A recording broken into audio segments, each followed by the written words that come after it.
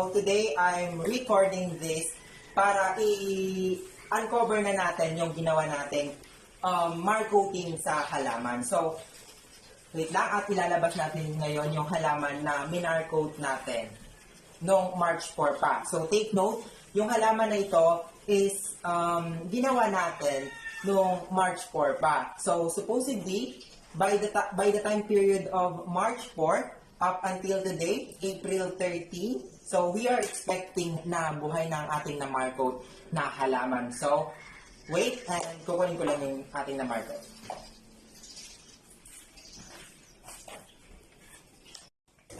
So, yan. So, nga pala, ang ating na-marcoat na halaman ay ang tinatawag nating photon plant na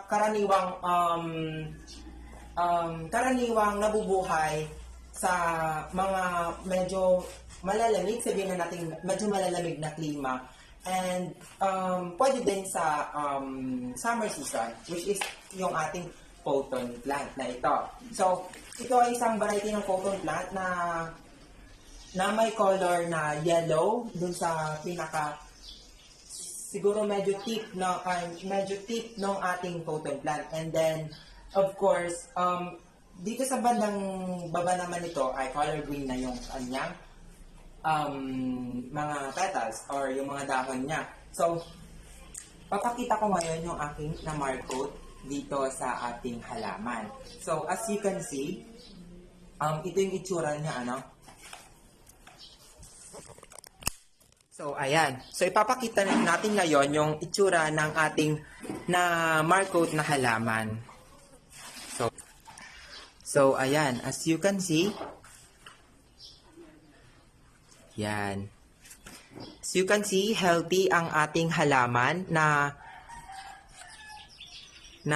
ating na-marcoat, no, noong March 4 pa. So, today is April 13. So, we are expecting na may mga ugat-ugat na yan. So, as you can see to the video na medyo ma-moist-moist yung itsura ng na-marcoat nating halaman. So, it is also very important, as you can see, na meron akong nilagay din na Carabao manure dito sa baba ng ating halaman, as you can see, na kung saan yung itong Carabao manure na ito is makakatulong sa pagpapa-healthy ng ating na-marcoat na halaman. So, let's uncover it. So, we're expecting na marami tong roots. So, yan. Place ko lang yung ating camera dito. So, ayan. So sa pag-uncover nito, kailangan natin ng mga kagamitan like kutsilyo. Pwede din tayong gumamit ng ating cutter and ang ating scissor. So, ano pang hinintay natin? Let's try it and uncover it.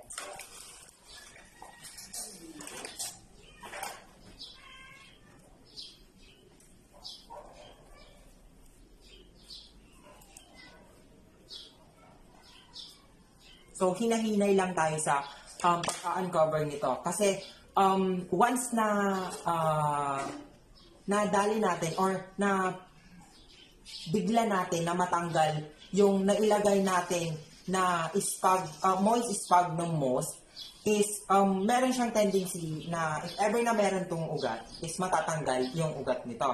Na magkukos yun para mamatay yung ating na-marcoat. So, ano na natin?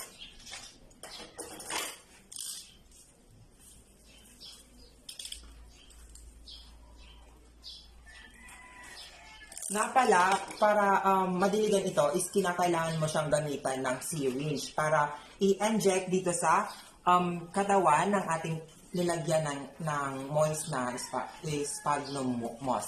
So, yan, buksan na natin, hey.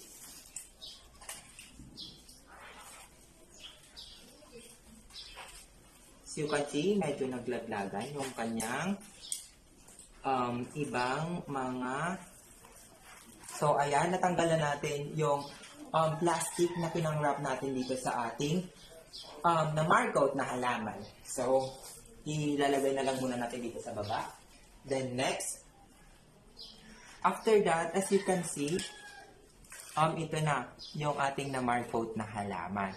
So, as you can see, medyo moist siya, no? And sa pagmamark-coat, that's very important.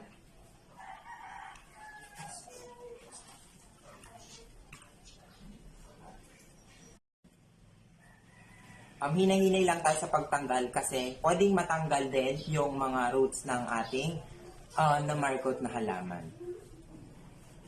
Huwag ang chop-chop-chop, hindi. Sana ka.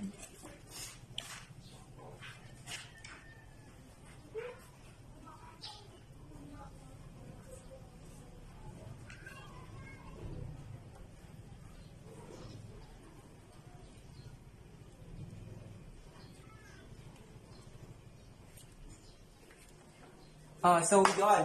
So, gusto ko lang ipakita na as we expected na meron talagang roots yung ating na ginamit, yung ating na mark-coat na halaman. So, take a look at this. So, ayan. So, ayan. Pag makikita nyo is meron talagang may mga roots. Kasi from the time period of March 4 up until today, April 13, we're expecting na madami talagang roots na yung ating na markot. So, ngayon naman is puputulin na natin siya and then ilalagay na natin siya sa panibagong lagay nito upang mas mag-grow na siya as individual plant. Gagamit tayo ng scissor.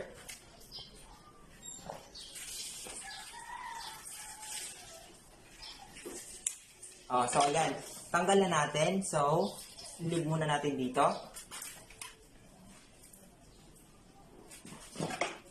Sa pot, maglagay tayo ng ngayon ng ating soil. Kung saan dito na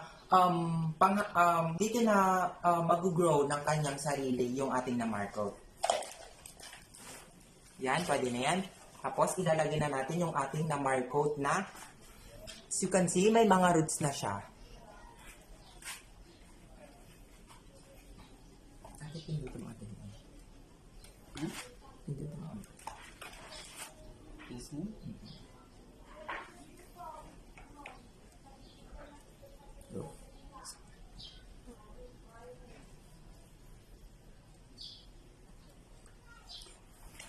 Hindi pwede.